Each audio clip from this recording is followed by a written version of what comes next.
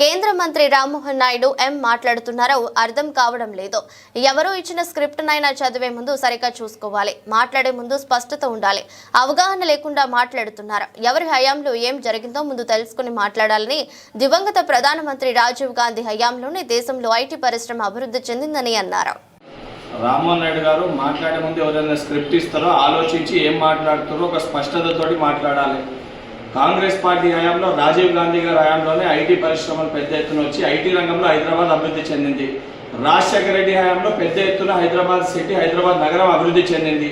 అవన్నిటిపైన అవగాహన లేకుండా ఈరోజు ఏదైతే కిషన్ రెడ్డి గారు కేంద్ర ప్రభుత్వానికి ఇక్కడ సంబంధించి తెలంగాణకి వారధిగా ఉండి తాపత్రయపడుతున్నారని మాట్లాడుతున్నారు. కిషన్ రెడ్డి గారు కేంద్ర మంత్రిగా ఉండి హైదరాబాద్కి వెళ్ళి ప్రాతినిధ్యం వహించి హైదరాబాద్కి తెచ్చిందేమీ లేదు. మెట్రో రైల్ ఎక్స్పాన్షన్ ని కూడా, మెట్రో రైల్కి కావాల్సిన నిధులు కూడా తీసుకురాలని ఒక దద్దమ్మ కిషన్ రెడ్డి గారు. ఈరోజు వారిని సమర్థించడానికి మీరు కూడా అవగాహన లేకుండా, ఆలోచన లేకుండా బాబు గారు మాట్లాడినట్టు, లేదా కేంద్ర మంత్రి మీకు ఒక స్క్రిప్ట్ రాసిస్తే, బీజేపీ పార్టీలో ఒక స్క్రిప్ట్ రాసిస్తే దానికి ఏదైతే మీరు మాట్లాడుతారో ఇది సరికాదు, ఇప్పటికన్నా మీరు మాట్లాడిన మాటల్ని వెనకకి తీసుకోవాలని చెప్పి రామ్మోహన్ నాయుడు గారిని హెచ్చరిస్తున్నా. రామ్మోహన్ నాయుడు గారు మాట్లాడే ముందు ఎవరైనా స్క్రిప్ట్ ఇస్తారో ఆలోచించి ఏం మాట్లాడుతారో ఒక స్పష్టతతోటి మాట్లాడాలి. కాంగ్రెస్ పార్టీ హయాంలో రాజీవ్ గాంధీ గారి హయాంలోనే ఐటీ పరిశ్రమలు పెద్ద ఎత్తున వచ్చి ఐటీ రంగంలో హైదరాబాద్ అభివృద్ధి చెందింది.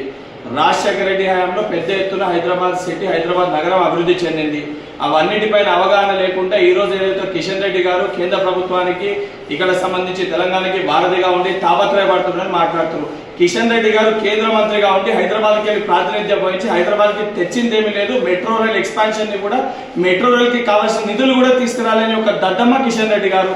ఈరోజు వారిని సమర్థించడానికి మీరు కూడా అవగాహన లేకుండా, ఆలోచన లేకుండా బాబు గారు మాట్లాడినట్టు, లేదా కేంద్ర మంత్రి మీకు ఒక స్క్రిప్ట్ రాసిస్తే, బీజేపీ పార్టీలో ఒక స్క్రిప్ట్ రాసిస్తే దానికి ఏదైతే మీరు మాట్లాడుతారో ఇది సరికాదు, ఇప్పటికన్నా మీరు మాట్లాడిన మాటల్ని వెనకకి తీసుకోవాలని చెప్పి రామ్మోహన్ నాయుడు గారిని హెచ్చరిస్తున్నా.